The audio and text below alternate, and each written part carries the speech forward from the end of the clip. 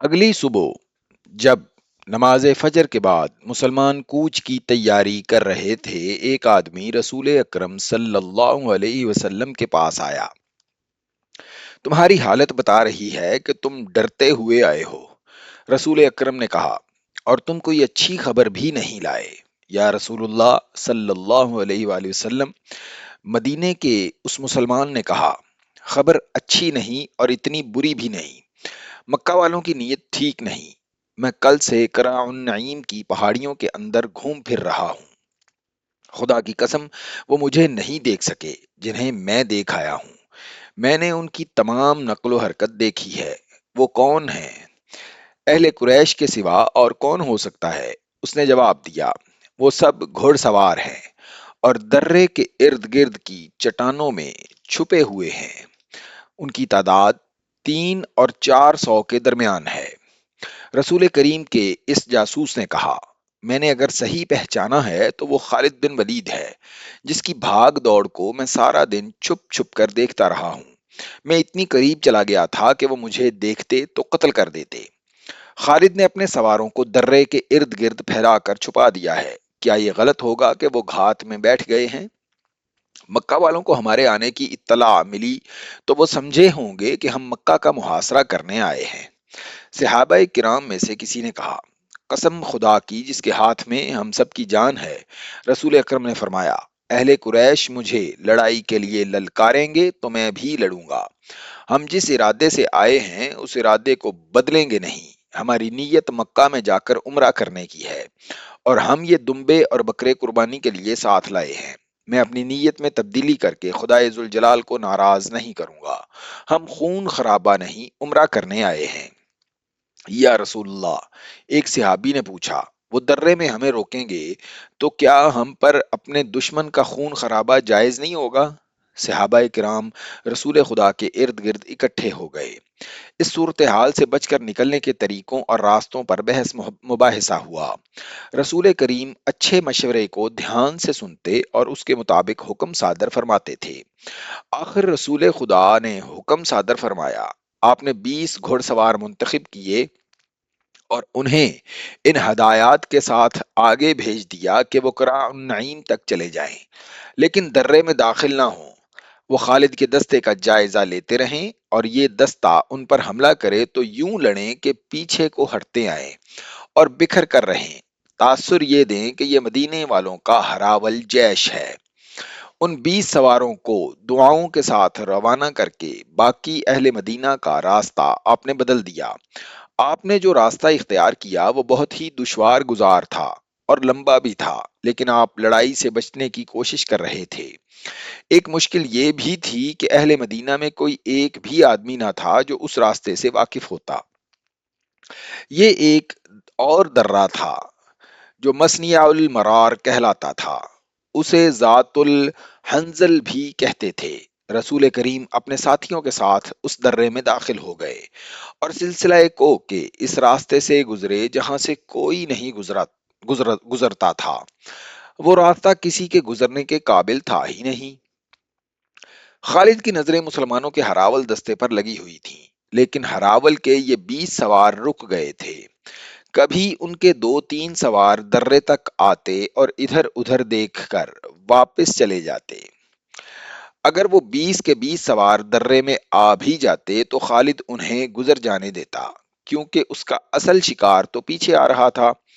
ان 20 سواروں پر حملہ کر کے وہ اپنی گھات کو بے نقاب نہیں کرنا چاہتا تھا۔ یہ کوئی پرانا واقعہ نہیں تھا، چند دن پہلے کی بات تھی۔ خالد پریشان ہو رہا تھا کہ مسلمانوں کا لشکر ابھی تک نظر نہیں آیا۔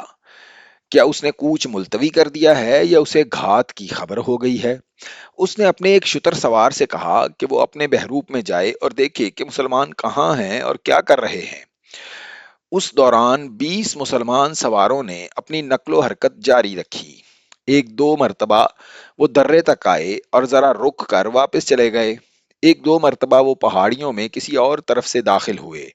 خالد چھپ چھپ کر ادھر آ گیا۔ وہ سوار وہاں سے بھی واپس چلے گئے۔ اس طرح انہوں نے خالد کی توجہ اپنے اوپر لگائے رکھی۔ خالد کے سوار اشارے کے انتظار میں گھات میں چھپے رہے۔ سورج غروب ہو چکا تھا جب خالد کا شتر سوار جاسوس واپس آیا۔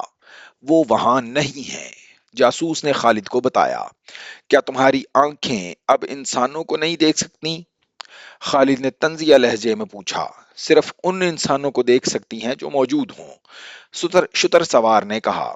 جو نہیں ہیں وہ نہیں ہیں، وہ کوچ کر گئے ہیں، کدھر گئے ہیں میں نہیں بتا سکتا۔ خالد اور زیادہ پریشان ہو گیا۔ صحرا کی شام گہری ہو گئی تو اس نے محسوس کیا کہ مسلمانوں کے ہراول کے سوار بھی وہاں نہیں ہیں۔ اسے ان کے کسی گھوڑے کے ہنہنانے کی آواز نہیں سنائی دے رہی تھی۔ صبح طلوع ہوئی تو خالد نے درے سے نکل کر دیکھا 20 سوار غائب تھے۔ اسے اپنی ناکامی کا احساس ہونے لگا۔ اس کے ارادے اور اس کے جنگی منصوبے خاک میں ملتے نظر آئے۔ اس نے سوچا کہ خود اسفان تک چلا جائے، لیکن پہچانے جانے کے ڈر سے رکا رہا۔ اس نے 2-3 آدمی اونچی پہاڑیوں پر بھیج دیے کہ وہ ہر طرف نظر رکھیں۔ دن آدھا گزر گیا تھا، اسے کوئی اطلاع نہ ملی۔ مسلمانوں کے ہراول کے 20 سوار بھی نظر نہ آئے۔ اسے توقع تھی وہ آئیں گے۔ دوپہر کے لگ بھگ ان کا ایک سوار گھوڑا سرپٹ دوڑاتا اس کے پاس آ رکا۔ میرے ساتھ چلو، سوار نے تیز تیز بولتے ہوئے کہا۔ جو میں نے دیکھا ہے وہ تم بھی دیکھو۔ کیا دیکھا ہے تم نے؟ خالد نے سوار نے کہا۔ خدا کی قسم، یہ کیسے ممکن ہے؟ یہ نہیں ہو سکتا۔ کیا ایسا ہو سکتا ہے؟ عجیب و غریب قسم کی باتیں کرتا ہوا وہ خالد کو ایک طرف لے گیا۔ وہ مسلمانوں کا لشکر ہو۔ خالد نے گھوڑے کو ایڑ لگائی اور مکہ کی سمت پہاڑی علاقے سے نکل گیا۔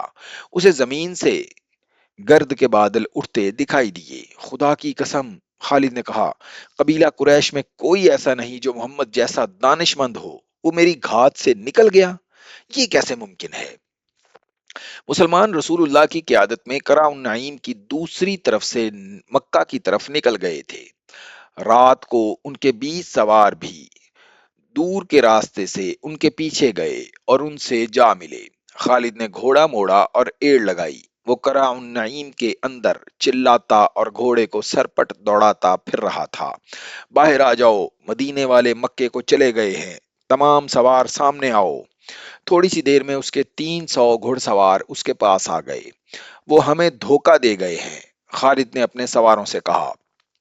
تم نہیں مانو گے کہ وہ گزر گئے ہیں، گزرنے کا کوئی دوسرا راستہ نہیں ہے۔ ہمیں اب زندگی اور موت کی دوڑ لگانی پڑے گی۔ سست ہو جاؤ گے تو وہ مکہ کا محاصرہ کر لیں گے، وہ بازی جیت جائیں گے۔ آج مدینے کے راستے پر جب مدینہ قریب رہ گیا تھا، خالد کو یاد آ رہا تھا کہ اسے مکہ پر مسلمانوں کے قبضے کا ڈر تو تھا، لیکن وہ رسول کریم کی اس چال پر عش عش کر اٹھا تھا۔ وہ خود فن حرب و ضرب اور عسکری چالوں کا ماہر اور دلدادہ تھا۔ وہ سمجھ گیا کہ رسول اللہ نے اپنے ہراول کے 20 سوار دھوکہ دینے کے لیے بھیجے تھے۔ سواروں نے اسے کامیابی سے دھوکہ دیا، اس کی توجہ کو گرفتار کیے رکھا اور مسلمان دوسری طرف سے نکل گئے۔ یہ جادو نہیں، خالد نے اپنے آپ سے کہا۔ اگر اپنے قبیلے کی سرداری مجھے مل جائے تو جادو کا یہ کرتب میں بھی دکھا سکتا ہوں۔ یہ صحیح تھا کہ اس کے باپ نے اسے ایسی عسکری تعلیم و تربیت دی تھی کہ وہ میدان جنگ کا جادوگر کہلا سکتا تھا، مگر اس کے اوپر ایک سردار تھا، ابو سفیان۔ وہ قبیلے کا سالار اعلیٰ بھی تھا۔ اس کے ماتحت خالد اپنی کوئی چال نہیں چل سکتا تھا۔ اپنی اس مجبوری نے اس کے دل میں ابو سفیان کی نفرت پیدا کر دی تھی۔